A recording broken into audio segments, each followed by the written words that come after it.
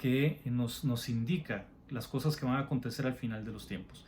Pero hay que hacer la salvedad. Para nosotros que tenemos un corazón dispuesto a Dios, que hemos recibido a Cristo, es un mensaje de esperanza, no es un mensaje del fin de las cosas. Al contrario, es un mensaje de esperanza y de paz, y de hecho este libro fue revelado para nosotros, como vamos a ver más adelante. Esta palabra apocalipto, que es la raíz del original griego, de donde viene la palabra apocalipsis, significa manifestar, descubrir, quitar la cubierta, y está compuesta de dos palabras: apo, por un lado, que significa algo que está lejos, que denota separación o que denota terminación, y calupto, que significa cubrir o tapar o encubrir. Entonces podemos decir que es darle fin al encubrimiento, o sea, dejar de cubrir, para que ustedes vayan entendiendo todo el contexto de esta palabra. Así que este es el último libro de la Biblia, el libro que escribió Juan. Con este libro se cierra el canon bíblico, ¿verdad? Que fue el último de los apóstoles, y hasta ahí se cierra el canon de la Biblia según el Espíritu Santo, ¿verdad? Nos dio a conocer. Y más adelante nos vamos a referir un poquito a esto también. Para entender el Apocalipsis debemos considerar la Biblia como un gran rompecabezas, ¿verdad? No podemos estudiarlo solito, como él solito. O sea, podemos leerlo, hay algunas cosas que quizás vamos a deducir muy fácilmente, pero como libro de estudio, ¿verdad? Para meternos profundamente, no podemos estudiarlo solo, porque la Biblia es como un gran rompecabezas, que tenemos que tomar piezas de otros libros para poder armar el conjunto y entenderlo, porque si no va a ser muy complicado, va a ser muy denso, no vamos a poder extraer las riquezas que tiene este libro y nos vamos a perder muy fácilmente. Y ahí es donde se empiezan a generar pues doctrinas, teorías, cosas que no son congruentes, ¿verdad? Y tantos modos de pensamiento, ¿verdad? Que quizás no son adrede, pero algunos son incorrectos. Entonces lo más correcto es estudiar la Biblia como un todo, tomando piezas de otras partes para poder ir entendiendo, y que el Señor sea el encargado de darnos a conocer lo que Él quiere darnos a conocer, que nos lleve hasta donde Él quiera en cuanto a el entendimiento de este conocimiento. Toda la palabra de Dios es la revelación de Dios, lo que Él deseó manifestarnos y darnos a conocer. Pero el entendimiento de esa revelación, la iluminación de esa revelación, ya va a depender de Dios y de la relación que tengamos con Dios cada uno. Puede ser que en este momento estemos estudiando el Apocalipsis y para alguno de nosotros no entendamos algo, pero quizás unos años después lo vamos a entender. ¿Por qué? Porque la revelación está ahí, pero el entendimiento no es para todos en el mismo tiempo. Así que eso va a depender también de la relación que tengamos con Dios. Entre más estemos cercanos con Dios, más vamos a ir entendiendo de su palabra. Sobre todo estos libros que son proféticos, ¿verdad? Que son más complejos, porque tienen mucho vocabulario complejo. Podemos hacer, digamos, un tipo de esquema para visualizar la generalidad del Apocalipsis, y vamos a tener los siguientes puntos generales, como les digo, porque hay subtemas dentro de cada uno de estos temas. El primero es el mensaje de las iglesias. Después podríamos hablar ya del Cordero y los 24 tronos y la visión que tiene Juan del cielo. Después vienen los sellos, los famosos sellos del Apocalipsis. Después vienen las trompetas del Apocalipsis, y después vienen las 7 copas de la ira de Dios, ¿verdad? Son 7 sellos, 7 trompetas y 7 copas. Después hace como un tipo de paréntesis, habla de la gran ramera, que vamos a ir viendo un poquito lo que pensamos acerca de este tema. Luego vienen las bodas del Cordero y lo que está pasando en el cielo en ese momento, y el regreso de Jesucristo con todos sus santos.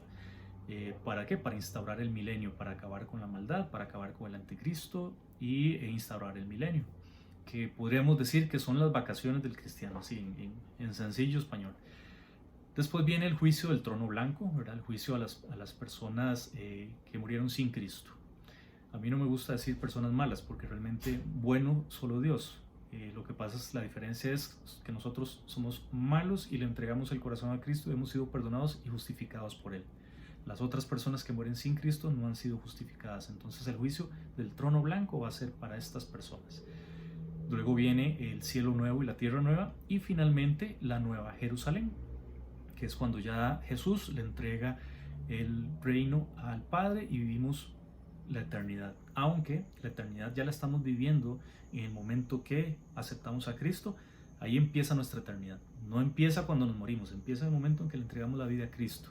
Dice la palabra que esta es la vida eterna, que te conozcan a ti, oh Padre, y que conozcan a quien has enviado. Así que si usted conoce a Cristo, usted lo aceptó en su corazón, ya usted está viviendo la vida eterna. La única diferencia es que la está viviendo todavía en este cuerpo carnal. Cuando ya muera o se lo lleve el Señor, usted va a empezar a vivir en otro cuerpo, que ya es el cuerpo glorificado. Vamos a vivir durante ese milenio que habla Apocalipsis 20, y después de ese milenio digamos que vamos a empezar a vivir ya una nueva eternidad, para llamarlo de alguna manera. Cada uno de estos temas, como les digo, tiene subtemas y no necesariamente están en orden cronológico. Eso también hay que tratar de dilucidarlo, como comiendo pescado, con mucho cuidado, sacándole las espinitas, ¿verdad? Porque hay momentos en que puede ser que se esté devolviendo o esté hablando de otro momento de la historia. Entonces también tenemos que tratar de entender ese tipo de cronología en el Apocalipsis, que no está, digamos, de corrido, no en su mayoría. Así que vamos a entrar ya a materia, vamos a entrar al capítulo 1. Muchas Biblias tienen títulos, ¿verdad? Y este título es la revelación de Jesucristo. O sea, es la revelación de Él. Esto le pertenece a Él, esta información le pertenece a Cristo y Él se complació en dárnosla a nosotros. Dice así: la revelación de Jesucristo que Dios le dio para manifestar a sus siervos las cosas que deben suceder pronto, y la declaró enviándola por medio de su ángel a su siervo Juan. El libro inicia estableciendo que Dios le ha dado a su Hijo Jesucristo una revelación, ¿verdad? Esta revelación, como les digo, es algo que estaba oculto y que ahora nos es dado a conocer. Esta información en aquel momento solo la sabía Dios, y Dios se complació en dársela a Jesucristo, y Jesucristo vino a entregársela. ¿A quién? Se la entregó a Juan, para que se la diera a conocer a sus siervos. Vean qué importante esta palabra, ¿verdad? Porque habla de que no se la vino a dar a conocer al mundo, se la vino a dar específicamente esta palabra, esta profecía, a nosotros, a su iglesia, a todos aquellos que hemos entregado nuestra vida al Señor Jesús. Le servimos, por lo tanto somos sus siervos. Esta palabra es para nosotros. ¿Por qué les digo esto? Mucha gente se asusta de leer o de estudiar el Apocalipsis, ¿verdad? Por algunas cosas que quizás uno las lee así de primera entrada, y sí, puede ser que sí, que causen mucha impresión, pero esto es un libro de esperanza. Si Dios decidió revelar estas cosas a nosotros, es para que tengamos confianza y fe y estemos con mucho ánimo de las cosas que van a pasar, que eso también lo vamos a ir viendo poco a poco. Esta palabra siervos en el original griego es doulos, que significa estar sujeto o subordinado a alguien, pero voluntariamente, ¿verdad? Esa es la diferencia entre un esclavo.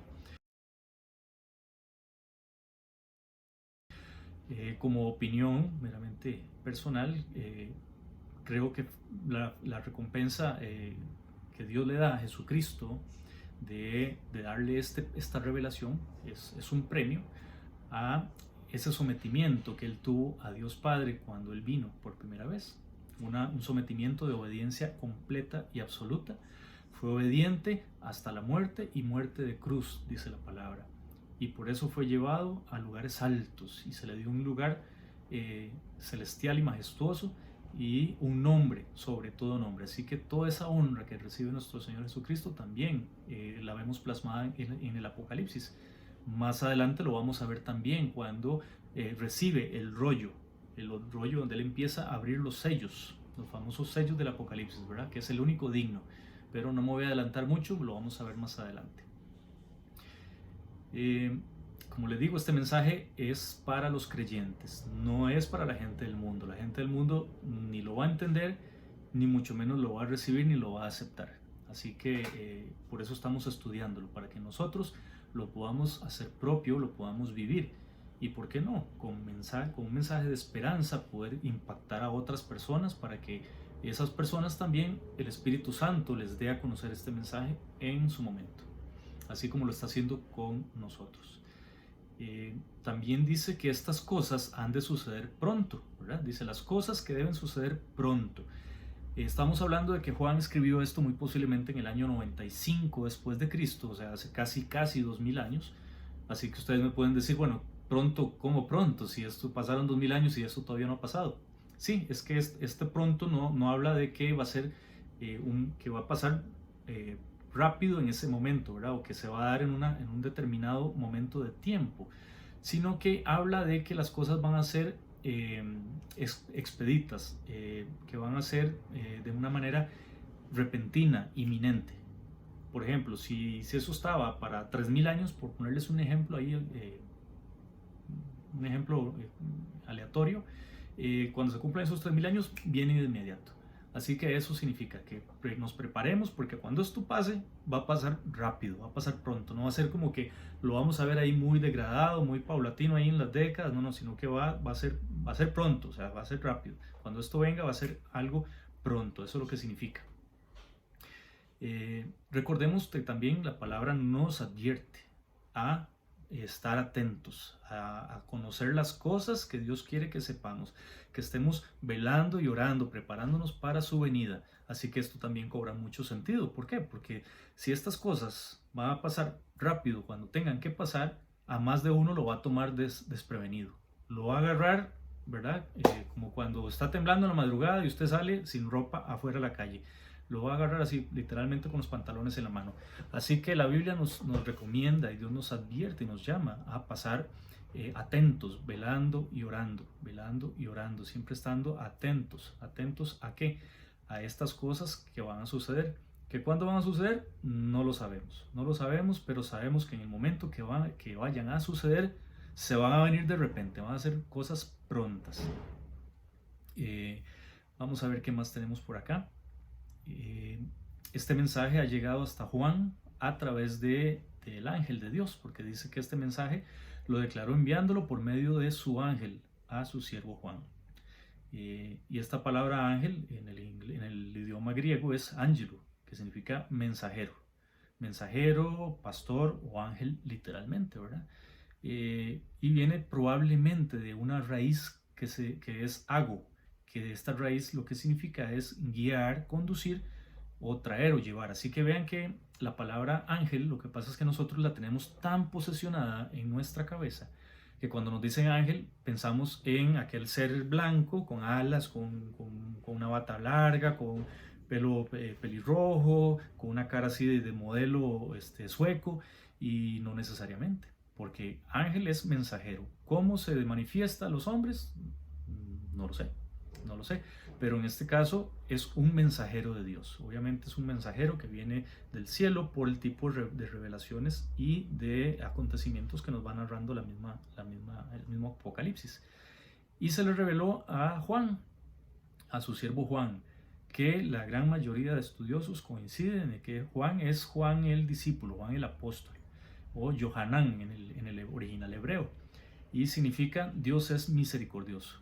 Yohanan, Dios es misericordioso, uno de los 12 apóstoles y uno de los primeros discípulos llamados por el Señor. Acuérdense que Andrés, Pedro, Jacobo o Santiago y Juan fueron los primeritos en ser llamados o convocados por Jesucristo. Y Juan siempre ha estado relacionado con los eventos principales del ministerio de Jesucristo, ¿verdad? Podemos verlo cuando en el monte de la transfiguración, ¿verdad? Que el Señor Jesús se lleva a Juan, a Pedro y a Jacob, aparte de los otros discípulos, y se les muestra en su divinidad, ¿verdad? Les permite ver esa divinidad. Y también ellos tienen una visión de Moisés y de Elías. También Juan estuvo en la cruz, ahí al pie de la cruz. Juan estuvo con Pedro cuando empezaron a predicar y entraron al templo y sanaron a un paralítico. En fin, Juan siempre estuvo relacionado con los acontecimientos principales del ministerio de Jesucristo y era uno de los apóstoles que más confianza le tenía al Señor y quizás más cariño. El Señor nos ama a todos, pero con cada uno tiene una relación especial, dependiendo de nuestra personalidad, dependiendo de nuestra forma de ser, ¿verdad? Cada quien tiene una relación y ustedes lo pueden ver en las familias, ¿verdad? No es que nuestros papás quieran más a uno que a otro, pero normalmente un hijo manifiesta un cariño diferente hacia los papás, así que de eso se trata. Juan es el apóstol del amor, es el que en sus cartas explica y escribe acerca del amor.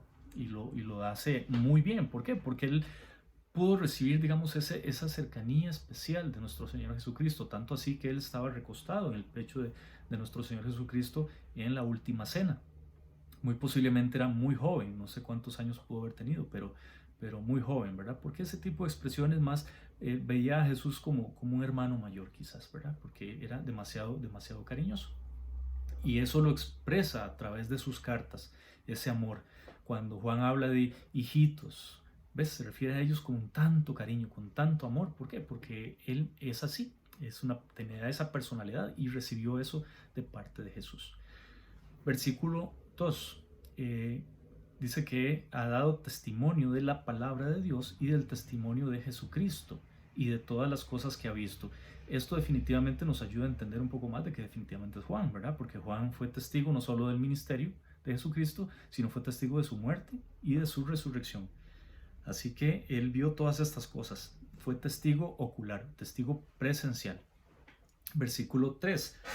Bienaventurado el que lee y los que oyen las palabras de esta profecía y guardan las cosas que en ella está escrita, porque el tiempo está cerca. Vean que nuevamente hace énfasis, el tiempo está cerca. Las cosas de esta profecía, el que las lee va a ser muy bienaventurado. ¿Y por qué? Porque si usted las está leyendo en este momento, quiere decir que usted es un hijo de Dios y este mensaje de esperanza es para usted. Así que deberíamos incluso felicitarnos y darnos un abrazo, decirnos qué dichoso de que Dios puso sus ojos en mí, de que me ha salvado y me ha dado a conocer todas estas bendiciones, ¿verdad? Vamos a leer el versículo 4, tiene un título que dice salutación a las 7 iglesias, y vamos a ir introduciendo un poquitito este tema de las 7 iglesias. Dice así el versículo 4, Juan a las 7 iglesias que están en Asia, gracia y paz a vosotros del que es, el que era y el que ha de venir, y de los 7 espíritus que están delante de su trono. Ok, la palabra iglesia en el griego es eclesia con K y significa llamar fuera, congregación, son los llamados fuera, la asamblea del Señor.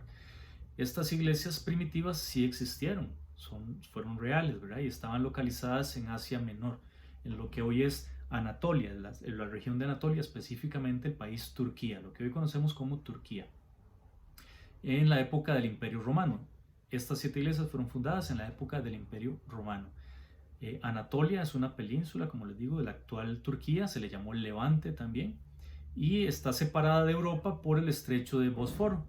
Si ustedes toman un mapa de Turquía, van a ver que la mayoría de Turquía está en Asia. Después viene la divide el Bósforo, que es un canal, y un pedacito está en Europa. Por eso está en las dos partes, pero la mayoría del territorio está en Asia. Aunque las verdaderas iglesias dejaron de crecer durante los siglos de dominación musulmana, después de los romanos, los restos arqueológicos de los 7 lugares existen todavía en Turquía. Obviamente no están las iglesias como tal.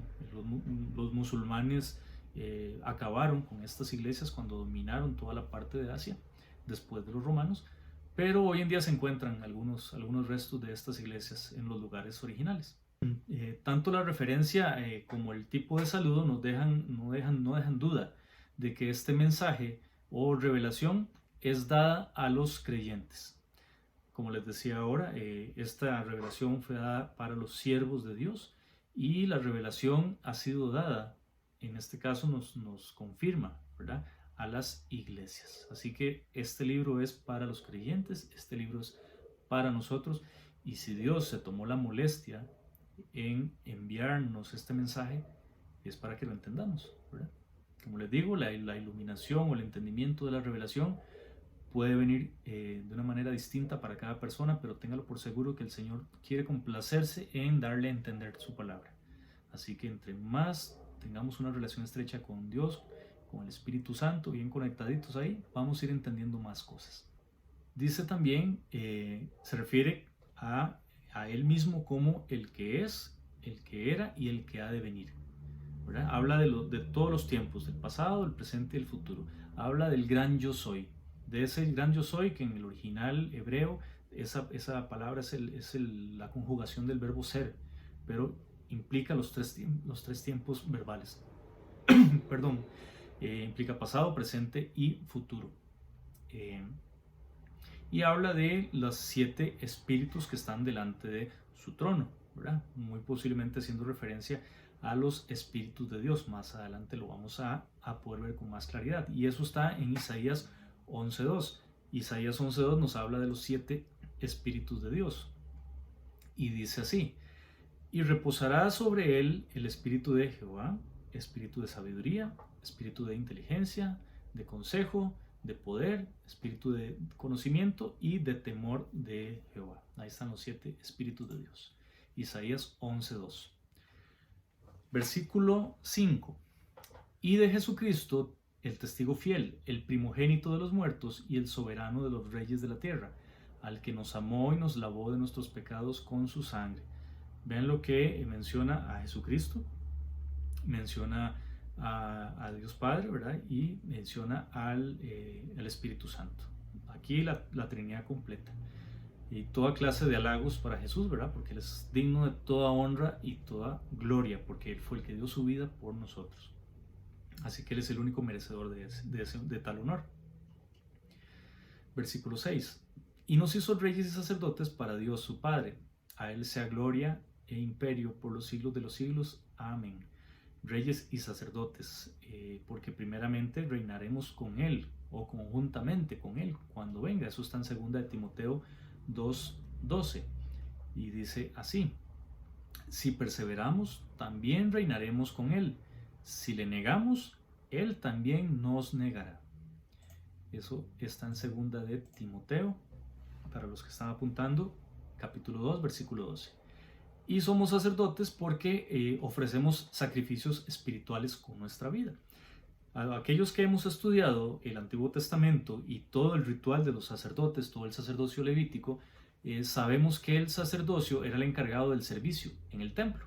Eran los únicos que podían dar sacrificio a Dios, eran los únicos que podían venir a la presencia de Dios. El pueblo no podía hacer eso y eran los únicos que podían ofrecer sacrificio. Ahora, ¿por qué nosotros podemos hacerlo? Porque Cristo rompió el velo que nos separaba del Padre, de Dios. Y cuando se rompe ese velo, ya nosotros tenemos entrada libre al trono de la gracia, tenemos entrada VIP a la presencia de Dios. Así que nosotros con nuestra vida ya no tenemos que andar matando corderitos, ni quemando carneros, ni matando becerros, sino con nuestra propia vida ofrecemos nuestra vida en sacrificio a Dios. Somos el sacrificio agradable a Dios, entregando nuestro cuerpo. Y por eso somos sacerdotes de Dios, porque ahora venimos a cumplir esa función de presentarnos delante de Dios, ofrecer sacrificio. Y ahora nuestras oraciones van directo a Dios, suben como ese humo del altar de incienso que estaba en el antiguo tabernáculo. Así que nosotros ahora cumplimos esa función sacerdotal, sabiendo que nuestro sumo sacerdote es Cristo. Y Primera de Pedro 2.5 también nos reafirma esa como Dios nos ve ahora. Dice: también vosotros, como piedras vivas, sed edificados como casa espiritual para un sacerdocio santo, para ofrecer sacrificios espirituales aceptables a Dios por medio de Jesucristo. Así que nosotros no somos llamados a dar sacrificios de ningún tipo, sino que con nuestro testimonio, con nuestra vida en obediencia a la palabra de Dios, estamos siendo ese sacrificio agradable a Dios Padre.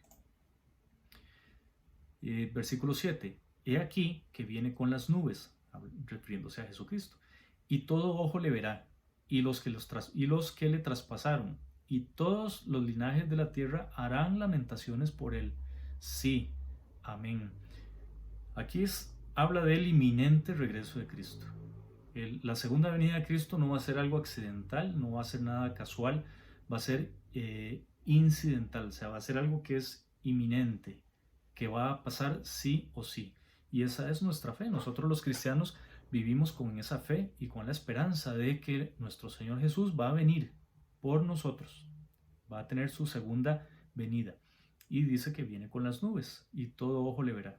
Cuando Jesucristo estaba, después de que resucita, pasa algún tiempo con los discípulos, se van al monte, se me fue este nombre, al monte que está al frente de Jerusalén, y se despide de ellos. Y ahí es donde Él les es llevado en las nubes. Él lo ven los discípulos cuando él empieza a levitar, a alzarse en cuerpo y alma, ¿verdad? Y eso está en Hechos 1:11. El Monte de los Olivos, ya me acordé, perdón. Dice así, Hechos 1:11, que les dijeron: vamos, varones galileos, ¿por qué estáis mirando al cielo? Este mismo Jesús que ha sido tomado de vosotros al cielo, vendrá de la misma manera, tal como le habéis visto ir al cielo. Si los discípulos fueron testigos presenciales de cómo Jesucristo en cuerpo se elevó, llegó a cierta altura y las nubes lo cubrieron y dejaron de verlo, de la misma manera como si le diéramos rewind al VHS o al DVD, va a pasar exactamente lo mismo. Ojalá que podamos nosotros tener esa fortuna de poder también ser testigos presenciales de ese acontecimiento. Pero vamos a ver, le dice que va a venir con las nubes, va a venir en el cielo y todo ojo le verá. Todo mundo, eso va a ser un acontecimiento como si lo estuvieran viendo en streaming, por Sky o por Cabletica, o donde ustedes se imaginen. Va a ser algo impresionante. Todo mundo, habitante de la tierra, va a ver ese acontecimiento. Y dice principalmente que los que le traspasaron, ¿verdad? Los que le traspasaron, ¿quiénes fueron? Bueno, muchas personas. Los romanos ejecutaron la pena de muerte, pero esa pena de muerte fue hostigada por los judíos de la época. Así que principalmente los judíos, que van a representar a este pueblo que no creyó en Jesucristo, y los romanos, que van a representar a todos aquellos que no creen en Cristo, van a quedarse como el Chavo del Ocho, decir, con la garrotera, porque no van a poder creer lo que están viendo. Va a ser un espectáculo impresionante. Los que lo traspasaron, ¿verdad? Podemos interpretarlo que son los que estaban ahí en la cruz ejecutando la pena, como son los romanos, y los que instigaron para que esa pena fuera ejecutada, que fueron los judíos. Así que estos dos grupos, principalmente los judíos que no creyeron en Jesús y las personas del mundo. Roma representa al mundo, representa a todos los que no son creyentes, ¿verdad? No estamos hablando de gente pecadora exclusivamente, porque todos somos pecadores, sino que estamos hablando de aquellos que no creen en Jesucristo, que no le han entregado su vida, específicamente a ellos, o sea, la gente del mundo, las que están en el mundo, no viven en el Espíritu. Ok, dice así el versículo 8. Yo soy el alfa y la omega, principio y fin, dice el Señor, el que es, el que era y que ha de venir, el Todopoderoso. Así que el Señor aquí está todavía reafirmando ese hecho. Cuando Él vino por primera vez, cuando Él nació como su forma humana, ¿verdad? Él vino como siervo sufriente, vino a dar su vida por nosotros, vino a sufrir a este mundo, a ser crucificado, a ser maltratado, a ser humillado, ¿verdad? Y como oveja al matadero no abrió su boca para quejarse, pero esta vez va a ser diferente. Esta segunda venida, Él va a venir como lo que es, como el Dios Todopoderoso, a tomar posesión de lo que es de Él, este mundo y nosotros, sus hijos, y a tomar retribución o venganza por todas las personas que tuvieron su oportunidad en vida y no la aprovecharon, nunca aceptaron a Cristo. Al abrir el versículo 9 tenemos otro título también que dice una visión del Hijo del Hombre. Hay muchas referencias en la Biblia que nos hablan del Hijo del Hombre, ¿verdad? Que Jesucristo también se refirió a Él mismo como el Hijo del Hombre. Vamos a mencionarles algunos versículos, por ejemplo, Marcos 2:10, Lucas 5:24, Hechos 7:56 y otros más, para no saturarlos mucho versículos, hablan de el Hijo del Hombre, ¿verdad? Jesucristo como el Hijo del Hombre. Y dice así el versículo 9, yo Juan, vuestro hermano y copartícipe vuestro en la tribulación, en el reino y en la paciencia de Jesucristo, estaba en la isla llamada Patmos por causa de la palabra de Dios y del testimonio de Jesucristo. Aquí hay algo bastante interesante porque ahí sí ya Juan se presenta, yo soy Juan, dice, se presenta como nuestro hermano. Una vez más, este mensaje es para la iglesia, este mensaje es para los creyentes. Y dice, copartícipe vuestro en la tribulación, pero no habla aquí de la gran tribulación, habla de los problemas que todos en la vida tenemos y como cristianos también tenemos que enfrentar. Así que Juan sabe y Juan entiende que nosotros como cristianos podemos pasar por problemas, podemos estar atribulados, pero no derrotados, jamás derrotados, porque Cristo ya venció en esa cruz. Y nos invita también a mantener la paciencia, la paciencia que tuvo nuestro Señor Jesucristo, la paciencia que tuvieron los apóstoles, los primeros padres de la iglesia, también los primeros cristianos, y hoy en día también nosotros somos llamados a guardar esa paciencia, porque la prueba de nuestra paciencia produce fe, y esa fe produce fruto. Así que vean que todo tiene un propósito. Así que vamos a ser probados en la vida para que nuestra paciencia aumente, esa paciencia pueda producir más fe. Esta isla es una isla que pertenece a Grecia, forma parte de un archipiélago, es del país de Grecia. Y aunque Juan, podemos decir que no especifica realmente yo Juan el apóstol o Juan el discípulo, pero lo podemos entender por todo lo que habla el contexto, ¿verdad? Que él fue testigo, que él estuvo en tribulación, ¿verdad? Que fue testigo de Jesucristo y del testimonio que Jesucristo vino a dar, ¿verdad? Y no hay otra razón para dudar o sospechar de que no fuera Juan el que escribió esto, más bien al contrario. Y hay muchos escritos históricos que hablan de que Juan, el apóstol, sí fue Juan de Patmos, ¿verdad? Juan fue preso en esta isla por predicar la palabra de Dios y dar testimonio de este evangelio. Recuerden que para esa época, para la época de los apóstoles, el imperio romano era el que gobernaba sobre la provincia de Palestina, que así fue como le pusieron los romanos, a la tierra de Canaán o la tierra de Israel, lo que hoy en día es el país de Israel, el territorio de Cisjordania también, ¿verdad? Porque hoy en día está dividido.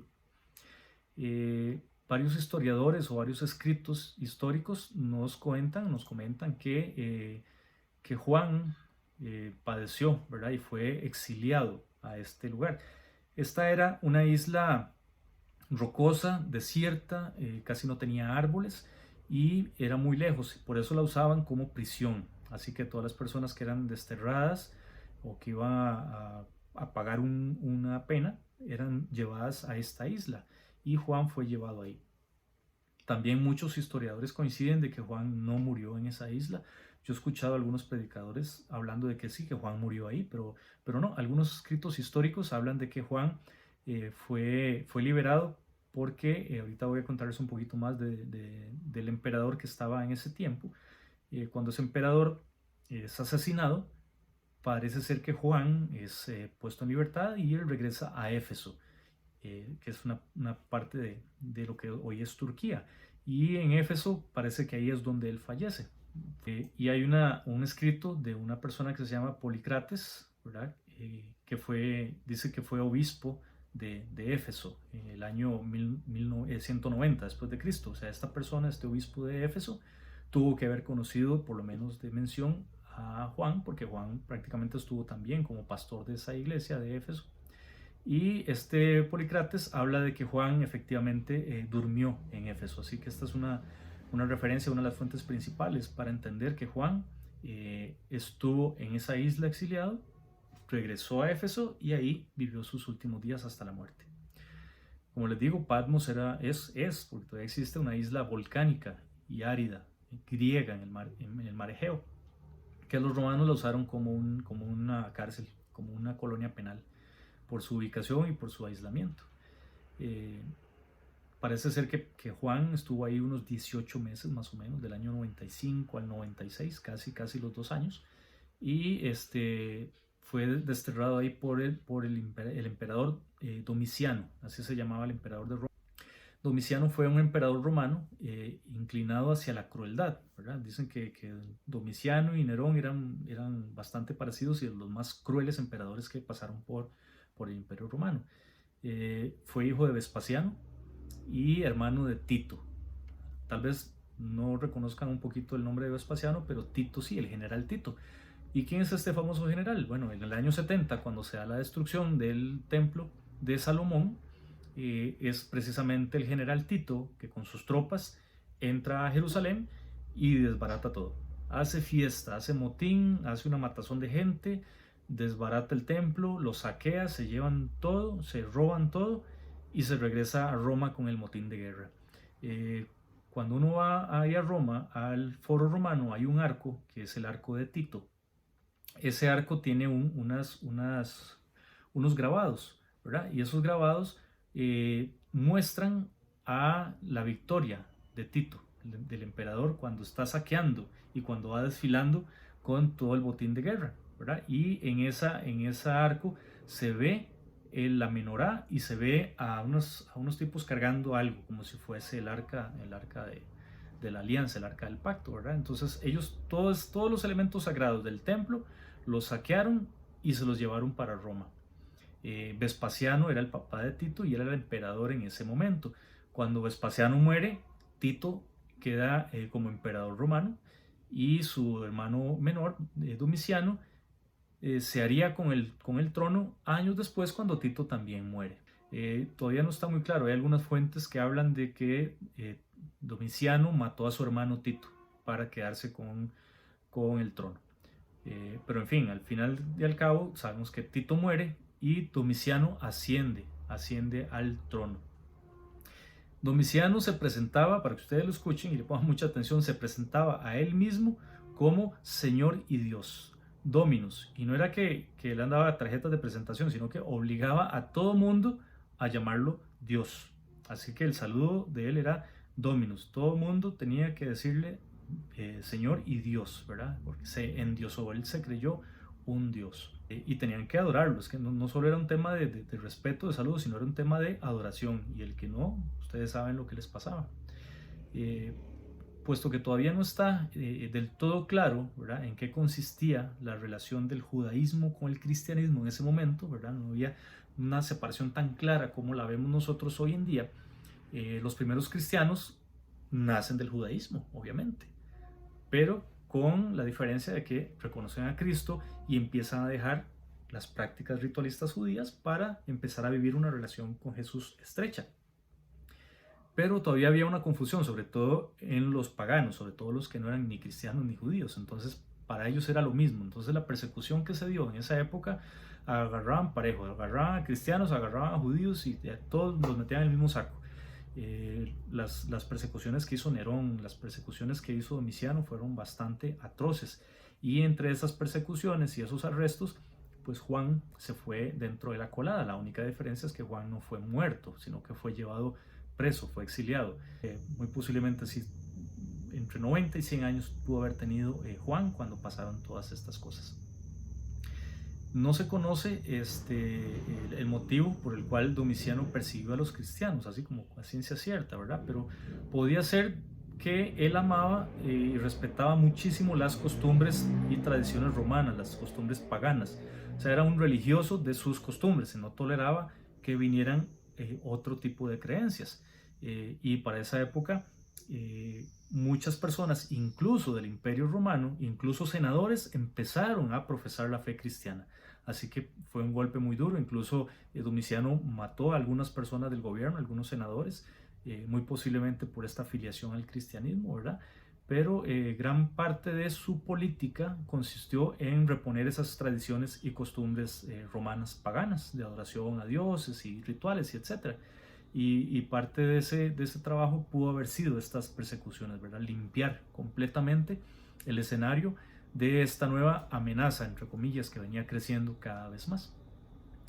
Y para nada, no le sirvió de nada porque al final cayó asesinado en un complot. Complotearon contra él, tenía muchos enemigos dentro del Senado, como les digo, se encargó de perseguir y de quitar la corrupción también, y eso ha sido un pecado desde siempre. Y le pasó a Domiciano, le pasó a Abraham Lincoln, le pasó a John F. Kennedy, y cualquier persona que quiera llegar al gobierno a quitar la corrupción, le va a ir igual. Los que están en el poder lo van a quitar porque se les va a llevar de la papa. Versículo 10, para retornar al Apocalipsis. Yo estaba en el Espíritu en el día del Señor, y oí detrás de mí una gran voz como de trompeta, ¿verdad? ¿Y qué es estar en el Espíritu?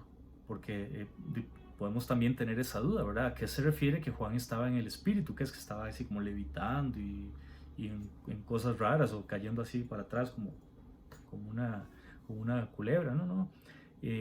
Gálatas 5:17 nos da la respuesta y una pista para que podamos entender a qué se refiere esto.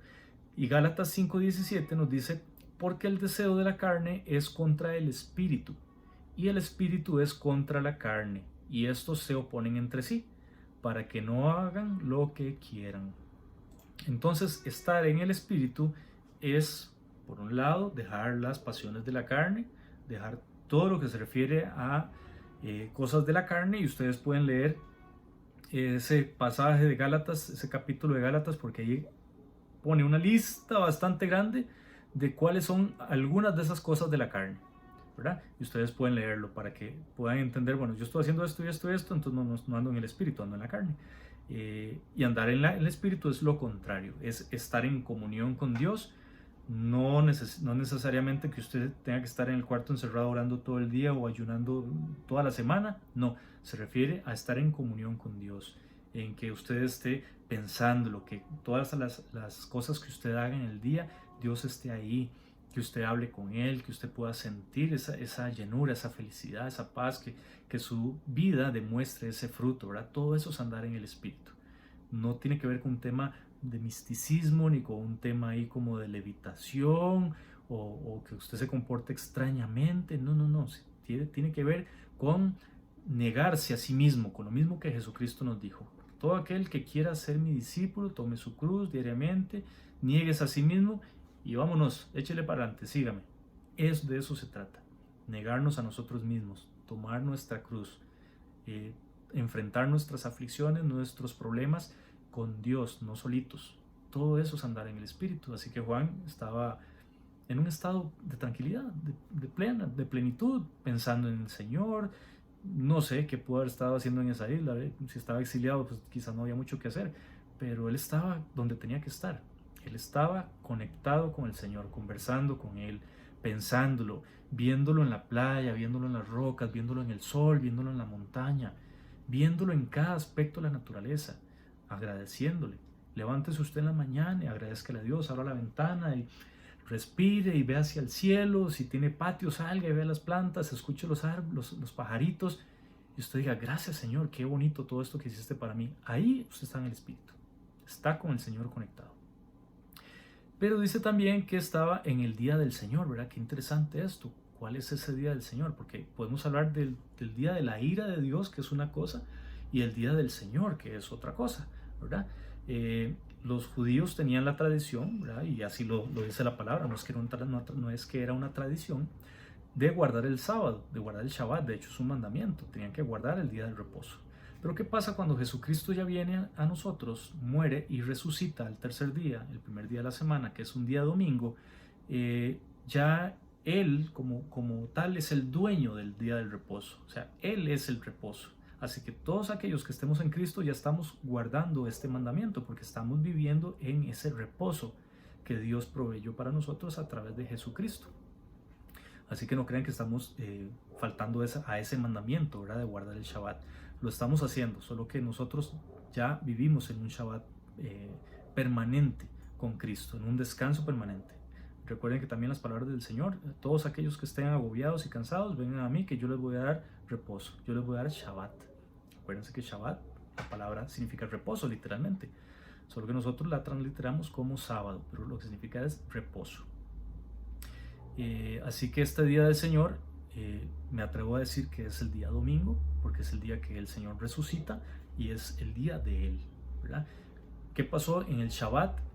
En el día del reposo judío, Cristo estaba en la tumba. Era un día de luto, era un día de muerte, era un día de tristeza. Todos los discípulos se habían desaparecido, el único que se quedó en la cruz fue Juan. Pedro andaba ahí de lejitos y lo negó con tal de salvar el pellejo, pero todos los demás, cada quien, patitas, ¿para qué las quiero? Salió huyendo y se escondieron. ¿Y se escondieron por qué? Bueno, porque temían también que los arrestaran y que sufrieran la misma fortuna que estaba recibiendo Jesucristo en ese momento. Entonces ellos se esconden. Y es un día de luto, de tristeza. Su maestro, su guía, su Señor ha muerto. Ellos están solos, están desesperados, no saben qué hacer. Y eso el Señor lo cambia. Y viene en el domingo, resucita, y ustedes imagínense la cara que pudo haber puesto sus discípulos cuando recibieron la noticia, cuando lo vieron al Señor en el domingo resucitado. Así que el Señor cambia nuestra tristeza en alegría y nuestro llanto en baile, y cambia ese Shabbat triste, lúgubre, ese sábado lúgubre, por un día de felicidad, por un día del Señor. Y en el Nuevo Testamento, sobre todo en Hechos, que nos ayuda a entender un poco cómo se comportaban los primeros cristianos, nos da a entender, y así lo expresa claramente, de que ellos se reunían en domingo, se reunían el primer día de la semana a compartir el pan, se reunían en las casas, recolectaban la ofrenda en el día domingo. Así que el día del Señor es el día primero de la semana, o sea, el domingo. Y habla también de una voz como de trompeta. Vean que también hay que saber entender y leer el Apocalipsis. No dice que es una voz de trompeta, dice que es un sonido que él, donde lo escucha, le asemeja, le recuerda a una trompeta.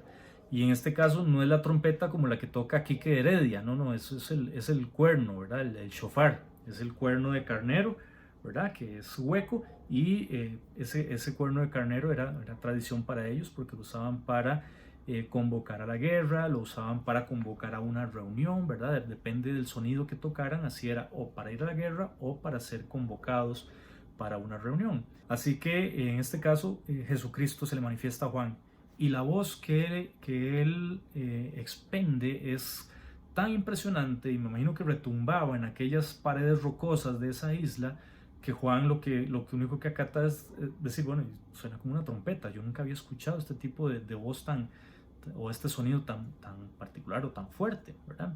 Recuerden que cuando estaban el pueblo de Israel con Moisés en el Sinaí, el Señor se les manifestaba también con voz como de trueno, como de trompeta. Era una voz impresionante allá encima de la montaña, tanto así que los israelitas tuvieron tanto miedo que le dijeron a Moisés, nosotros no vamos a subir ahí, no, porque el Señor le había dicho a Moisés, reúne a la gente, que se santifiquen durante 3 días, y al tercer día van a subir aquí a la montaña.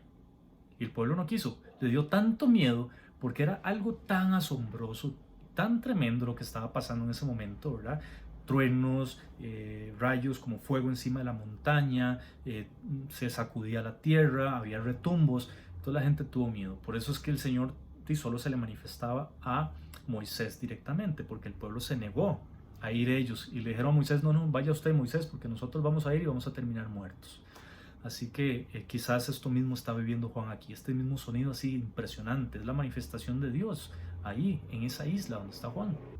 Y dice así el versículo 11, que decía, yo soy el alfa y la omega. Vean cómo lo repite, ya van 3 veces, el principio, el fin, el que era, el que es y será. Es el Dios completo, total, absoluto. Es el mismo de hoy, de ayer y de siempre. Es las mismas palabras que le dijo a Noé, a Adán, a Abraham, a todos los patriarcas. Todas las mismas palabras que están aquí escritas son las mismas palabras que nos dice hoy el Espíritu Santo a nosotros. Yo soy el alfa y el omega, el primero y el último. Escribe en un libro lo que ves y envíalo a las 7 iglesias que están en Asia: a Éfeso, Esmirna, Pérgamo, Tiatira, Sardis, Filadelfia y la Odisea. Yo voy a compartirles un segundito la pantalla para que ustedes puedan ver el mapa, para que se ubiquen mejor. Este es el mapa de lo que es la parte del mar Mediterráneo. A la izquierda ven la famosa botita, que es Italia, es una forma inconfundible. Después viene Macedonia, y toda esta península que está aquí abajo es Grecia, ¿verdad? Y hacia la derecha vemos donde está este globito rojo, ahí está señalando las 7 iglesias de Asia. Estaban aquí casi que todas pues muy juntitas, y esto pertenece actualmente a Turquía. Más abajo a la derecha está Jerusalén, para que ustedes también se ubiquen, ¿verdad? Y normalmente lo que hacían era navegar, ir hasta esta parte del continente a través de barcos, navegando. Estas son las famosas 7 iglesias, estaban bien cerquita todas una de otra. Dice el versículo 12, y me volví para ver la voz que hablaba conmigo, y vuelto vi 7 candeleros de oro. Estos candeleros de oro es la menorá. Esta es la menorá, es el candelabro de 7 brazos. Tenía un brazo central y 3 brazos a cada lado. Este candelero de 7 brazos, y dice que en medio de estos 7 candeleros está uno semejante al Hijo del Hombre. Y ya vimos quién es el Hijo del Hombre. Y les di algunas citas para que ustedes lo puedan verificar en los evangelios, pero es Jesucristo. El Hijo del Hombre, esa referencia es a Jesucristo. Así que Jesucristo está en medio de los 7 candelabros, ya no dije. vestido de una ropa que llegaba hasta los pies y ceñido por el pecho con un cinto de oro. Aquellos que hemos estudiado también el sacerdocio levítico, las ropas del sumo sacerdote, podemos hacer una referencia y entender un poquito cómo es que Jesús está vestido aquí. Versículo 14, su cabeza y sus cabellos eran blancos como la nieve, como blanca lana, como nieve, sus ojos como llama de fuego, y sus pies semejantes al bronce bruñido, refulgente como el horno, y su voz como estruendo de muchas aguas. Así que esta aparición que tiene Juan ve o tiene esta visión de no solo el candelabro o el candelero, sino que también ve al Hijo del Hombre, ve a Jesucristo. Obviamente no lo ve como él lo vio estando como Jesucristo antes de la muerte y resurrección, sino que ahora lo ve con un cuerpo glorificado, ¿verdad? Completamente en su divinidad. Imagínense lo que es ver a alguien con los ojos como llama de fuego, así encendidos, debe ser algo impresionante. Sus cabellos blancos, ¿verdad? Sus pies como el bronce bruñido, o sea, el bronce brillante, así bien pulidito, o sea, era un refulgente, algo que brillaba bastante. Imagínense en el sol, ahí en la playa, en esa isla, cómo podía ser ese resplandor de Jesucristo, o sea, mucho más brillante que el mismo sol, que la misma arena de la playa. Y dice que tenía en su diestra, en su mano derecha, 7 estrellas. De su boca salía una espada aguda de 2 filos, y su rostro era como el sol cuando resplandece en su fuerza. O sea, imagínense, lo comparaba con el sol. Todo este simbolismo, todo este lenguaje, que es un lenguaje de símbolos, la misma palabra lo explica, porque ustedes pueden decir, bueno, ¿qué significa la espada aguda de 2 filos que salía de la boca? Imagínense salir una espada ahí con 2 filos. Y la espada de 2 filos es que corta por un lado y corta por el otro, ¿verdad? Tiene filo por ambos extremos. Pero la misma palabra nos explica, como les decía al principio, el Apocalipsis es un rompecabezas gigante y hay que buscar las piezas dentro de los otros libros para poder entenderlo. Entonces, si nosotros nos vamos a Hebreos 4:12, leemos lo siguiente: porque la palabra de Dios es viva y eficaz, y más cortante que toda espada de 2 filos, y penetra hasta partir el alma y el espíritu, las coyunturas y los tuétanos, y discierne los pensamientos y las intenciones del corazón. Ahí está muy claro, la espada de 2 filos que sale de la boca de Jesús, del Hijo del Hombre en este caso, es la palabra de Dios. Así que no se imaginen que era así una espada literal, ¿verdad? Sino que se refiere a la palabra de Dios. Y Jesucristo es la palabra de Dios, porque dice que la palabra de Dios se hizo carne, el verbo de Dios se hizo carne y habitó entre nosotros, y ese es Jesucristo.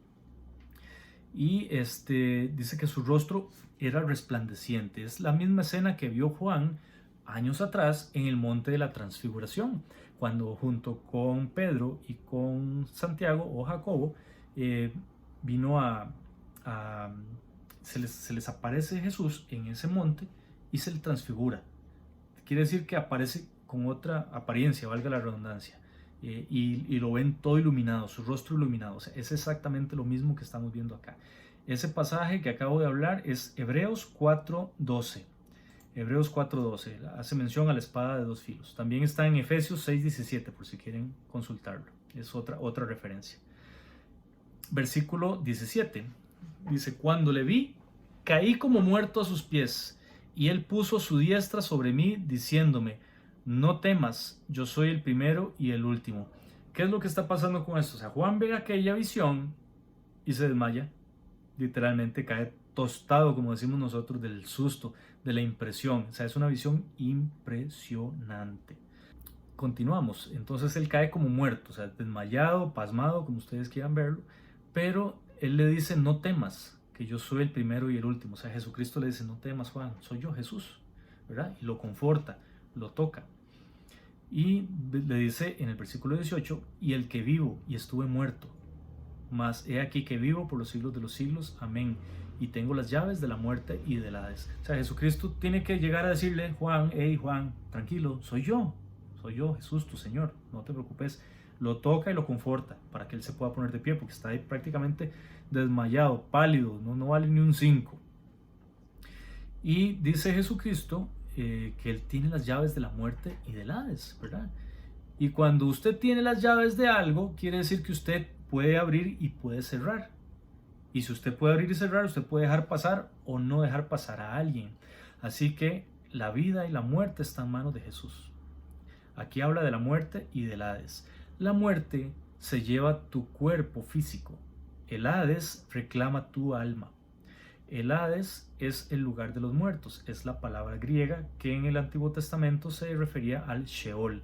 Es lo mismo. Sheol es en hebreo, Hades es en griego y se refiere al lugar de los muertos. O sea, al sepulcro, donde van los muertos, donde van las almas de las personas que han muerto. Entonces Jesucristo tiene tanto la potestad de este lugar, tanto para el cuerpo como para el alma. Y dice el versículo 19, escribe las cosas que has visto y las que son y las que han de ser después de estas. Así que Juan va a tener tal colocho en su cabeza que lo van a pasear por todas las épocas y los tiempos, porque va a estar viendo cosas en el presente, o sea, en el presente de Juan va a estar viendo cosas que ya pasaron, como en la película, van a pasarle un video, va a ver cosas que van a pasar en el futuro, pero la va a ver como si estuvieran pasando en el presente. O sea, es bien complejo de entender, por eso les digo que hay que ir con mucha paciencia, despacio, porque muchas cosas están sucediendo en tiempos diferentes, ¿verdad? Juan está en su presente viendo cosas del pasado, pero está también en el futuro viendo cosas que van a pasar en el futuro y Dios se las trae al presente. Juan ya vivió lo que el mundo va a vivir en algunos años más, que no sé cuándo será.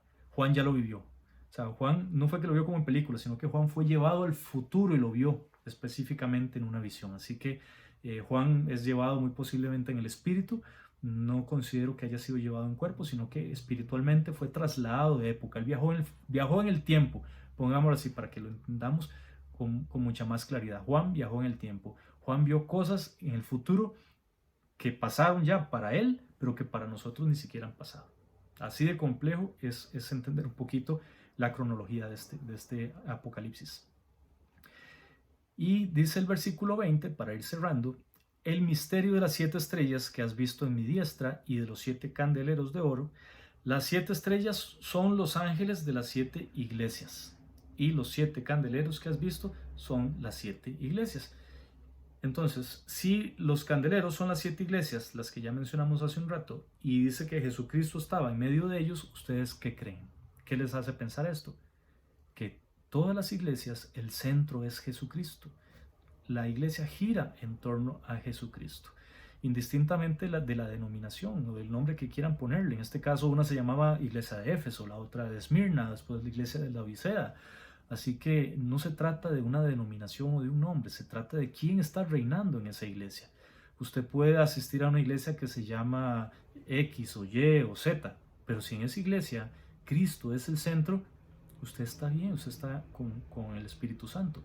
Pero si en esa iglesia el centro no es Jesucristo, sino que el centro es el pastor o la congregación como tal, o la banda que está tocando ahí en la tarima, o etcétera, etcétera, esa iglesia no es la iglesia de Jesús. Jesús tiene que ser el centro de la congregación. Jesús es el centro aquí de esta reunión nuestra.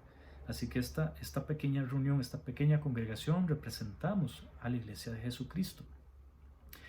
Y las 7 estrellas son los ángeles de las iglesias. Y estos ángeles no son los ángeles que nosotros tenemos pensados, ¿verdad?